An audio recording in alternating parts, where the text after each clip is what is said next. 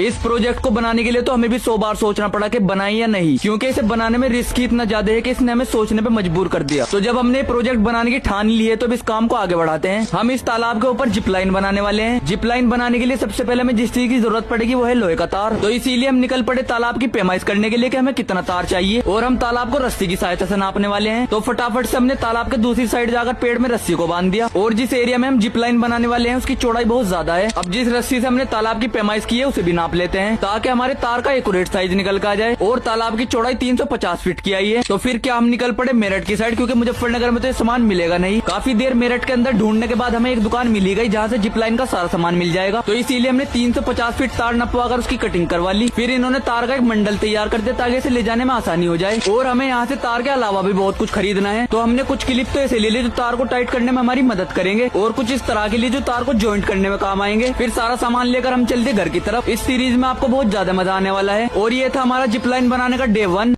इस प्रोजेक्ट को बनाने के लिए तो हमें भी 100 बार सोचना पड़ा कि बनाएं या नहीं, क्योंकि इसे बनाने में रिस्क ही इतना ज्यादा है कि इसने हमें सोचने पे मजबूर कर दिया। तो जब हमने प्रोजेक्ट बनाने की ठान ली है तो अब इस काम को आगे बढ़ाते हैं। हम इस तालाब के ऊपर जिप लाइन बनाने वाले हैं। जिप लाइन बनाने के लिए सबसे पहले हमें जिस चीज की जरूरत पड़ेगी वो है लोहे का तार। तो इसीलिए हम निकल पड़े तालाब की पैमाइश करने के लिए कि हमें कितना तार चाहिए, और हम तालाब को रस्सी की सहायता से नापने वाले हैं। तो फटाफट से हमने तालाब के दूसरी साइड जाकर पेड़ में रस्सी को बांध दिया, और जिस एरिया में हम जिप लाइन बनाने वाले हैं उसकी चौड़ाई बहुत ज्यादा है। अब जिस रस्सी से हमने तालाब की पैमाइश की है उसे भी नाप लेते हैं, ताकि हमारे तार का एक्यूरेट साइज निकल कर आ जाए। और तालाब की चौड़ाई 350 फीट की आई है। तो फिर क्या हम निकल पड़े मेरठ की साइड, क्योंकि मुजफ्फरनगर में तो ये सामान मिलेगा नहीं। काफी देर मेरठ के अंदर ढूंढने के बाद हमें एक दुकान मिली गई जहाँ से जिप लाइन का सारा सामान मिल जाएगा। तो इसीलिए हमने 350 फीट तार नपवाकर उसकी कटिंग करवा ली। फिर इन्होंने तार का एक मंडल तैयार कर दिया ताकि इसे ले जाने में आसानी हो जाए। और हमें यहाँ से तार के अलावा भी बहुत कुछ खरीदना है। तो हमने कुछ क्लिप तो ऐसे ले ली जो तार को टाइट करने में हमारी मदद करेंगे, और कुछ इस तरह के लिए जो तार को ज्वाइंट करने में काम आएंगे। फिर सारा सामान लेकर हम चलते घर की तरफ। इस सीरीज में आपको बहुत ज्यादा मजा आने वाला है। और ये था हमारा जिप लाइन बनाने का डे 1।